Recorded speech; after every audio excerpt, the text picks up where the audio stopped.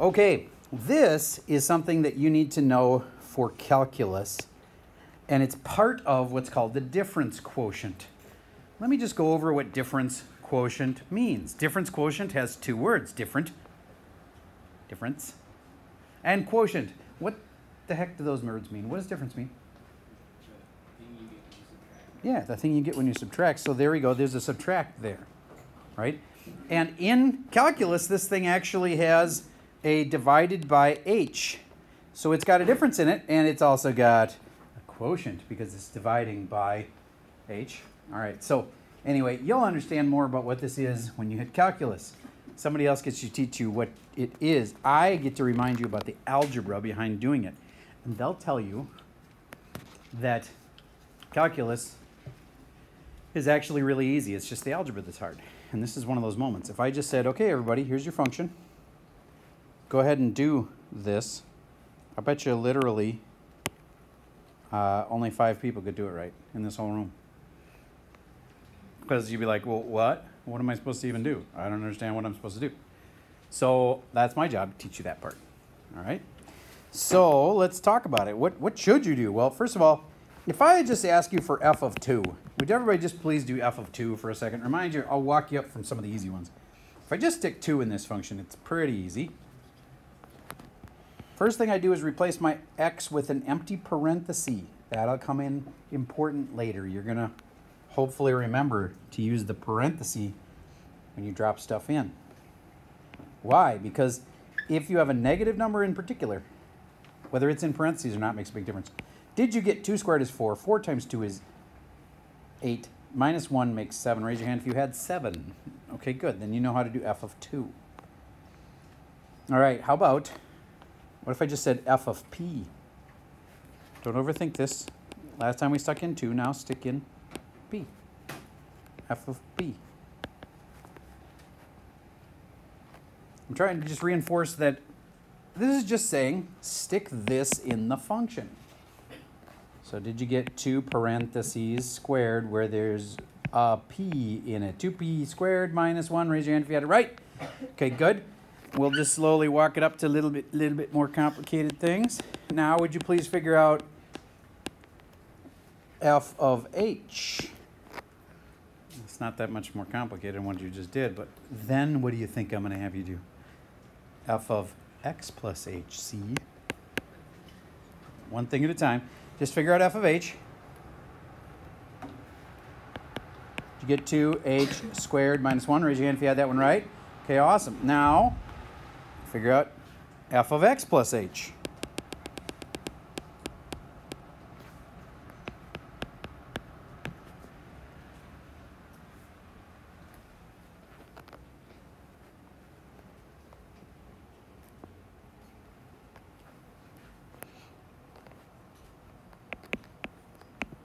Still with the parentheses.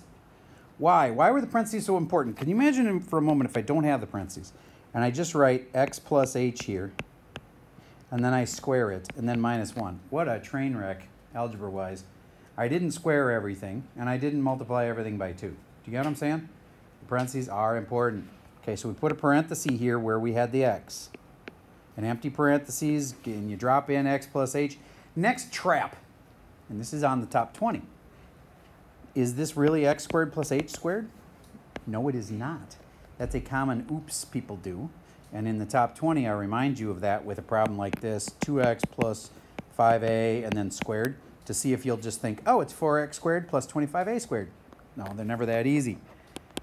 So hopefully you've already got that top 20 skill mastered, so you're going to be able to do this, x plus h and another x plus h and then minus 1. Now go ahead and finish, multiply that thing all the way out, and you have to do the order of operations. Like, do you do the times 2 right away? Or do you do the parentheses first? If you're already done, go ahead. Do you do the subtract at the end? Yes, you do. All right, so just do this in the right order. That's a top 20 problem. There's one devoted to just that. So this one concept has 3. You'll see the third one in a moment. Top 20 skills built into it.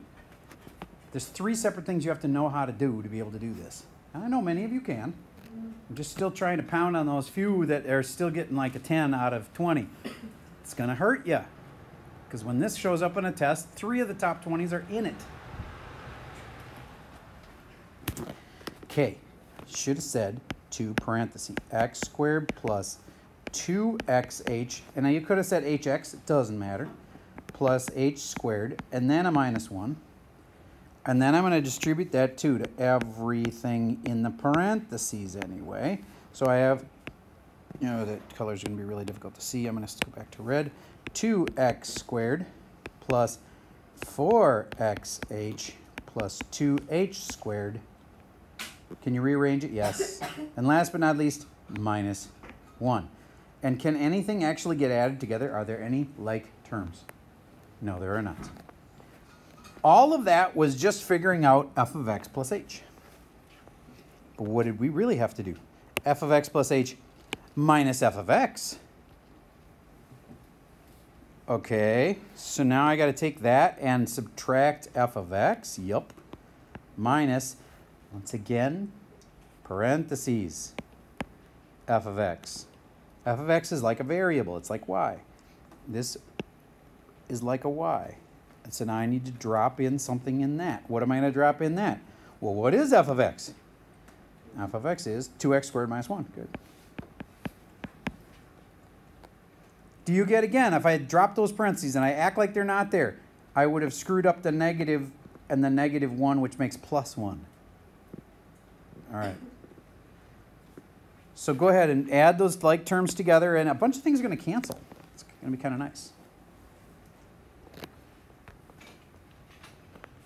Did you notice that 2x squared and the negative 2x squared are canceling each other?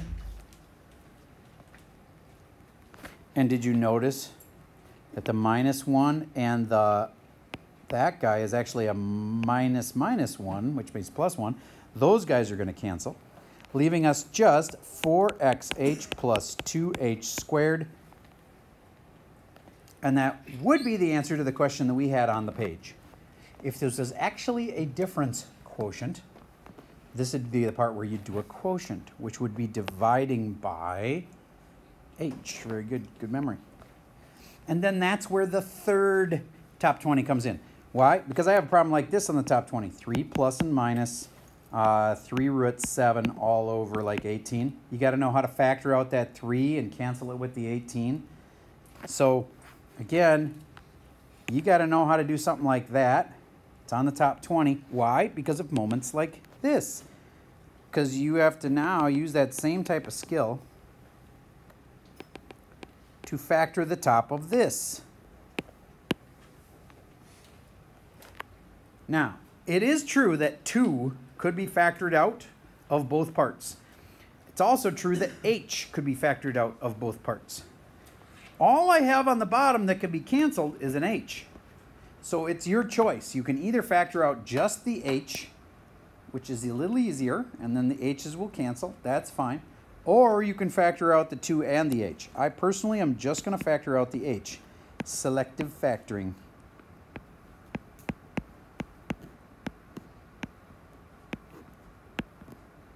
And then this cancels. And my answer is 4x plus 2h. That is a difference problem. Difference quotient problem from beginning to end. And literally today, words were said across the math department, oh, this kid doesn't even know how to do the difference quotient yet. And they're in a high level math class. My point is, you're just learning for the first time today. But when you get to the higher level math classes, it's like, if you can't even do the difference quotient, how's a kid going to survive this class? That kind of thing. Okay, so that's why you need to know it now. And this is your first introduction to it. But you see how much algebra's in it? All those little negatives and the parentheses and the, all right. Now, I want you to try one top to bottom all yourself. Okay, ready? We're going to do f of x plus h minus f of x, and optional at the end if you want to divide it by h. That would make it technically a difference quotient question. But today's homework is more like this. And then I just need to tell you what f of x is. I'm going to make it fairly simple. F of x is x squared. Would you please figure out f of x plus h minus f of x?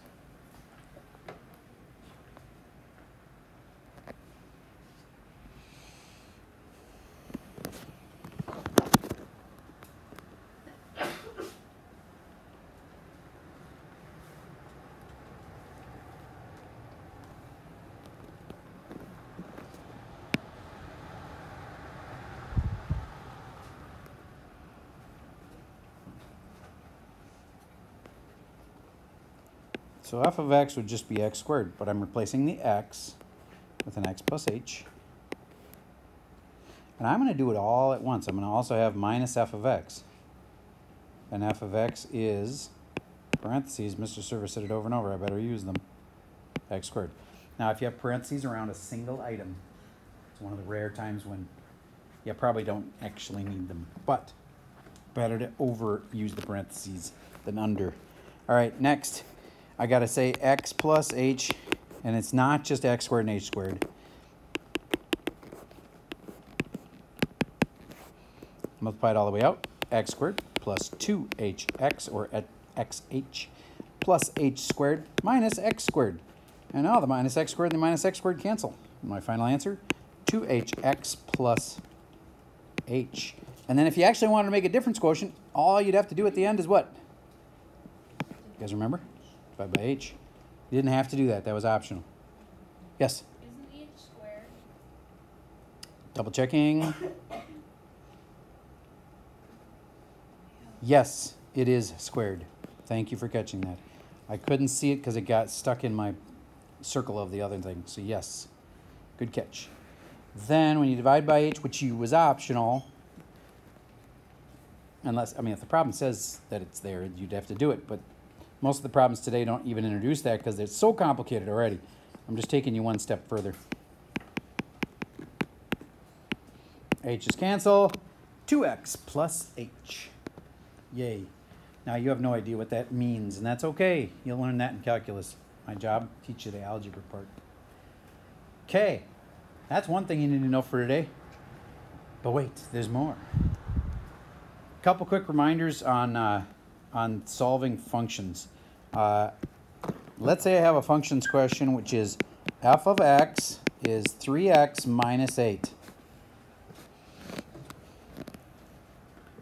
I know everybody in here could figure out f of 4. That's too easy. I know everybody could figure out f of x plus h. We just did it a second ago. But what if I say f of x is 10?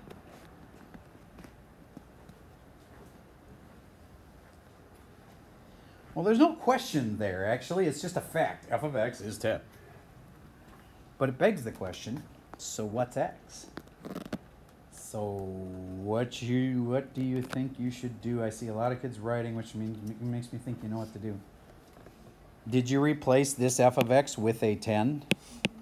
That was smart. And then you add 8 to both sides. Adding 8, adding 8. 18 equals 3x. Yay, x equals 6. Raise your hand if you had that one right. Awesome. Okay, so if they give you f of x, that's not the same as giving you x. It's like giving you y, because isn't f of x kind of the same as y? So when they told you this, they did not tell you x. It's like they told you y is 10. And this would normally be where y was, right? And so you stick the 10 there. Okay, next thing that we got to know is if I say f of x equals 0, then I just told you that we wanted the what? Think this through now. Ooh, raise your hand and say it. I heard somebody whisper it. Yes? The x-intercept. You know why? Because the x-intercept is where y is 0. And isn't f of x same thing as y? All right. So when I say y is 0, you're like, oh, so you want the x-intercept? Okay. And how about if I say f of 0? Then you should be like, oh, so you're telling me x is 0, so you want the what? Y-intercept. So if they say f of 0, you should be like, okay, so that means x is 0. Oh, so this is the y-intercept that we're finding. And I would set x equal to 0. Put a 0 there and it'd be easy. Okay? All right. How about if I want the f of x is 0 thing? That was what again? That's saying y is 0, so I'm asking you for the x-intercept. Okay. All right. And then last but not least, get to this. We already did that. This slide, the yellow one, after the leaves. Okay. We already talked about domain and range yesterday. Just 2 seconds, though, on that. Let's say I had a function that went like this. If I had a function like that, and it is at, let's make this very clear, easy to know what that point is. Let's say that that's 2 comma 0. Would you please figure out the domain and range of this simple little square root graph? What's the domain of it? What's the range of it? Domain's about the x's. It's like, how far does it go this way? And range is, of course, about the y's of it. So it's like, how far is it going this way? Would you compare your domain and range answer with the kid next to you, please? Rows 1 and 2 compare. Rows 3 and 4 compare.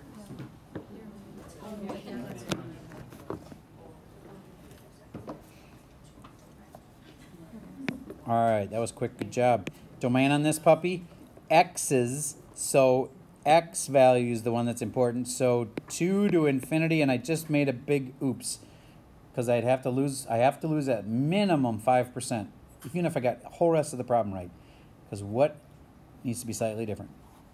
Yes? Is the bracket around the 2? Bracket on the 2, yes. Because that 2, it's touching at 2, which means that 2 works, which means you have a bracket on it. Okay, how about the range? Well, it's, again, a common mistake is to use the 2. The 2 isn't about range. The 2 is about the x, which is about left and right. That's the range number. So then it's 0 to infinity, bracket on the 0, parenthesis on the infinity. Raise your hand if you had that one right. Okay, cool. Next, is this function I just graphed, is it a function? Yes, it is, because it passes the vertical line test. What if you have an equation like this? Is that a function? Nope. Wait a minute. To the third is. Dang it, I keep doing that. To the fourth. There we go. That would not be a function. Because you'd end up having to take the fourth root of y, and there would be an absolute value involved in that. Anytime it's an even root. So if you were trying to solve this thing, you'd have to end up doing a fourth root. That kind of problem, you end up with 2 answers or 4 answers. It's just sometimes they're the same number repeated twice. Anyway, either way, that one is not. And I never graphed it, but yet I knew it wasn't a function, because if you have a function, you'll be able to solve it for and just get one equation for y. Y equals blah. Now, I know you might be like, it says y equals, but it has another y over here. Okay, so that's not really solved for y yet. All right. Okay, so when you solve it for y, you should get only one thing. And the last thing, if it's not a function, it's called a relation. Very good. Okay, good enough on that. Now I can actually teach you this yellow slide, which is about graphing. Just hold up for a second, because a lot of kids, believe it or not, cannot graph that, because it's been too long since you graphed a simple graph. Would you just please graph for a moment y equals x minus 4? Before I make it all complicated, you got to get the simple stuff. How do you graph y equals x minus 4? Well, you can go through a complicated process of finding the x-intercept, which is where y equals 0, finding the y-intercept, which is where x equals 0, and then connect the dots and you'll find where the line is. That works. Another one? You can just remember that that's the slope and that's the y-intercept. How many did it that way? Okay, good. So if the slope's 1 and the y-intercept's -4, you should have gone down 4 and then put your line something like that. Raise your hand if you had the line in about the same spot. Okay, good. Now that I've reminded you how to do a basic graph, again, you could have used x and y-intercepts if you wanted. Then this usually makes people's eyes cross. Go ahead and graph that. Okay, you're going to probably want me to help. So, hint. If I had graphed and said, would you please graph this, y equals x minus 2, you'd have been able to do it, wouldn't you? So what's making it hard is that this a is kind of nebulous. You don't know what the a is. What do you know about the a, though? It's bigger than 0. So should you use 0? No. What's something bigger than 0? 1. Now, 1 does have strange properties. If you put something to the power of 1, it doesn't change. If you take 1 to the 17th power, it's still 1. 1 does have some weird properties. But in this case, do you get, if I had graphed it with y equals 0, it would have just, or sorry, a equals 0, it would have just been a line like this. And all that's going to do is what? Move it down however far you want. All right? So let's start with graphing this with an a equals 1. So all I'm saying is wherever you see the a, put a 1.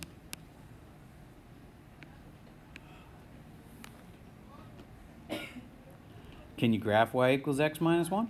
I hope so. Should have done this. Okay. But wait. Was that really the only thing that you could have graphed?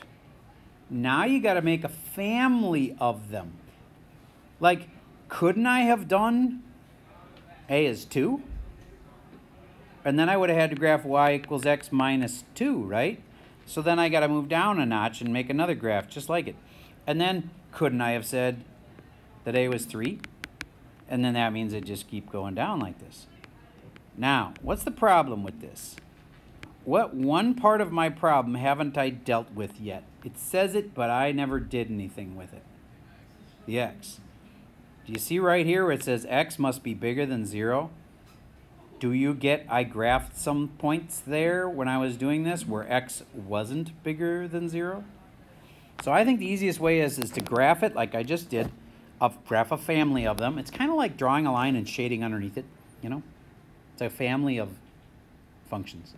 Except what do I do to my graph now that I know that x must be bigger than 0? I get rid of this part. Why? Because in that part, x would have been less than 0, and it says x has to be bigger than 0. So all of that part has to go away. Now you guys may be able to do this, but I can't. If I erase just that part, all my lines will disappear. So I'm just kind of like scribbling over it.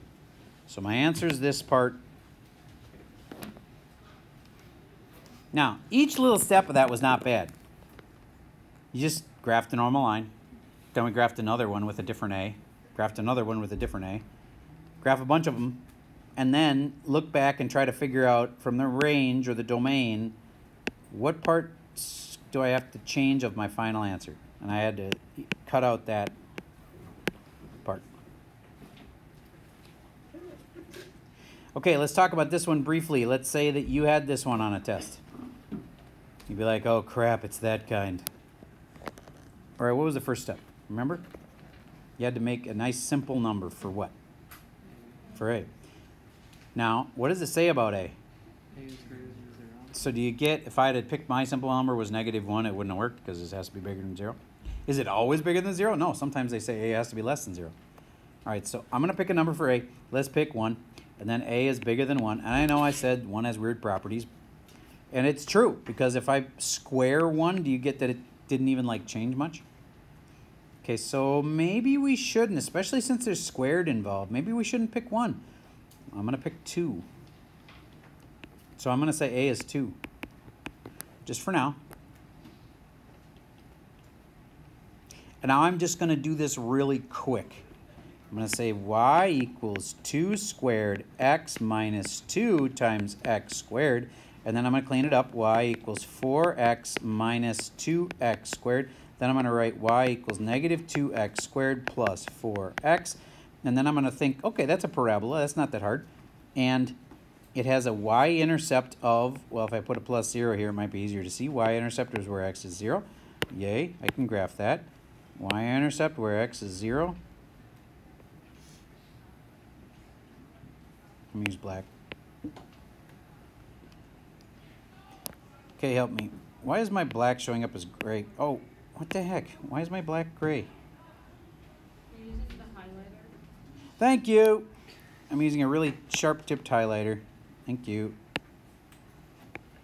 I'm black. Okay, good. Okay, there. Now I gotta erase all those other dots I was doing for practice. Okay. There. Okay, I found the y-intercept. How about the x-intercept? The x-intercept is where y equals 0. So I'm now going to say 0 equals negative 2x squared plus 4x. And a lot of people are not going to know how to solve that. And others are going to say, Mr. Server said that whenever we got a really hard one, that's why he has his favorite saying. can factor it, you should. This one factors, and that's how you can get the answers. Did anybody notice that that was on the test? There was one hard problem a lot of people got wrong. And if you can factor it, you should. All right. Okay, anyway. Telling you, comes up a lot. Are we going to see our test? You'll see your test later today. You weren't here when I was telling people that, but anyways. Okay.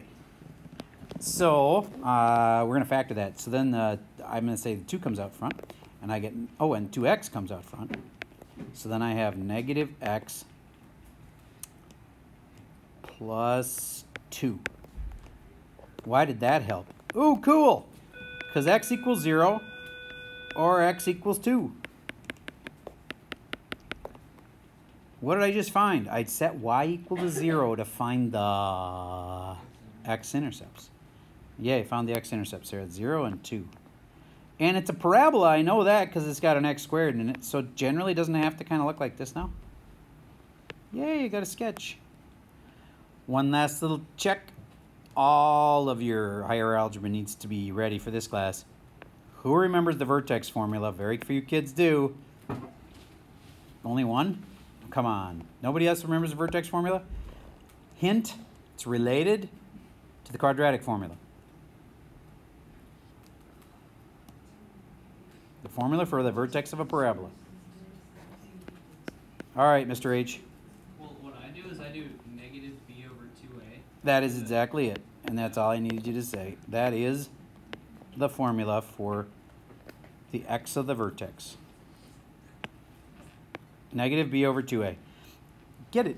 It's the beginning and the end of the quadratic formula. X equals negative b plus or minus square root b squared minus 4ac all over 2a. So it's the beginning and the end of the quadratic formula. In case you want to remember that. I'm not saying you have to know that right this second and know it for the rest of your life, but boy, there's moments where quadratics, most common function. What's the most important part of a quadratic? Probably either the x-intercepts or the vertex. So probably, since it's one of the most important functions, and it's one of the most important places on a function, yeah, you should probably know that one. And only one person could tell. So, oh, sure. Now you said you know it. Okay. All right, so anyway, you remember how these are functions, or sorry, families of functions, though? So I've got this thing graphed, and I'm going to regraph it over here on this. And I went through 0, and I went through like 2. If I wanted to, I could go through the time to figure out exactly where the vertex is. But I know these are here and here. And now, what if I make A a little different? What if I say A is 3 now? Think about this for a second.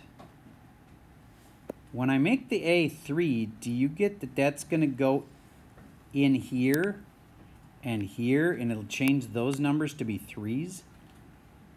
Is that going to actually move it up, or is it going to more stretch it? Stretch it. All right, I know this is tricky. This is a really beastly one.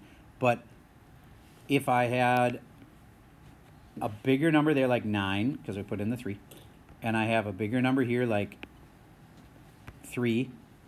Oh, wait a minute. It's negative in front. Nobody stopped me. There's a negative in front. This parabola is actually upside down. Proud to have caught myself on that one. Some of you may have missed a chance to catch the teacher. Sorry, it's upside down. You remember how I was kind of assuming where the vertex was? Shouldn't do that. All right. Now, what if it was a test? How are you supposed to know that?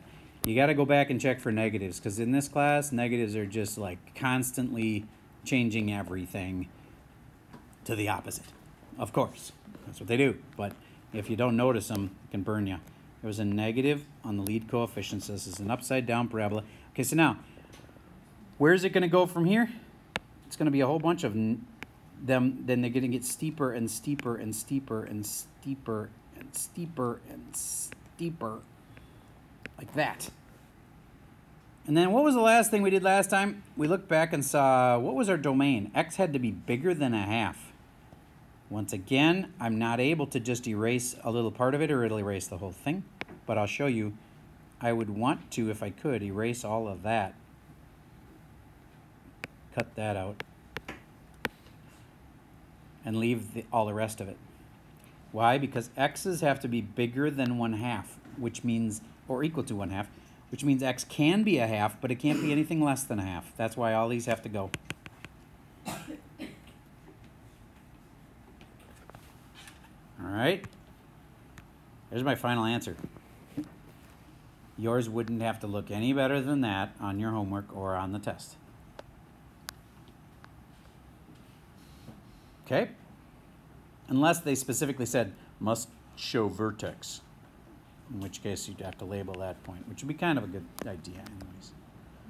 Okay, I think that's good enough for now. Now, I'm going to show you your homework, and we'll start the first couple problems together.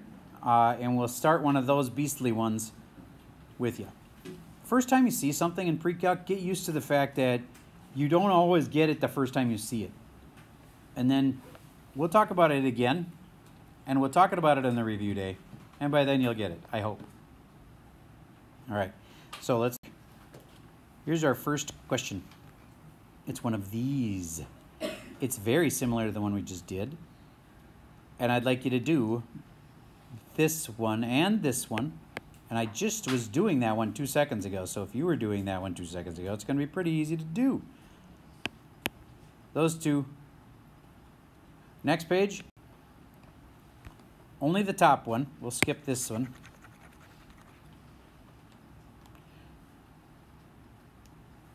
Next page.